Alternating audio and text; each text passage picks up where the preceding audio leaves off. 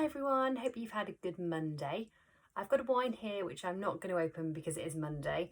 I'm trying to be good, but it's the Cara Sur Criolla 2018 and it's the final wine that Oz Clark's reviewed for us. So I just wanted to tell you a little bit about it because it's one of those wines that I think if you hadn't tried it before or if you weren't familiar with the grape, you might not put it in your basket. So just a little opportunity to give you some information and to read Oz's tasting notes. So it's made by Sebastian Zuccardi, whose family runs Zuccardi Wines, one of the top producers in Argentina. So as well as winemaking for his family estate, he also has this small personal project up in San Juan, small batch of artisan wines with minimal intervention using some incredible indigenous grapes. So the Criolla grape is widely planted across Argentina, but for hundreds of years, it was very much regarded as a sort of communion wine, a bit of a sort of mediocre table wine.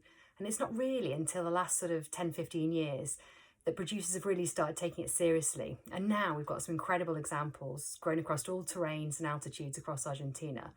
So it's a really exciting time for this grape. And lots of friends I've introduced it to have absolutely loved it.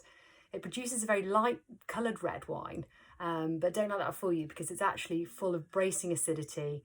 It's got firm tannins, lots of red cherry flavours. So it's quite, although it's light, it's full-bodied and goes incredibly well with food. So rather than give you my tasting notes, I'll just read what Oz had to say about this wine. So he says, this is a lovely, bright, light-bodied red with a bracing acidity and grape skin chewiness to go with its unique flavour of red currant jelly and rosehip syrup, tamarind peel and orange pith. But this wine isn't just about what it tastes like. You're drinking history here. The Criolla grape variety was the first one brought to Argentina nearly 500 years ago by Spanish priests so they could make their communion wine and remind themselves of the cool, high-vaulted cathedrals they'd left behind in Spain. Well, there's nothing of that world of wafting vestments and heady incense in this.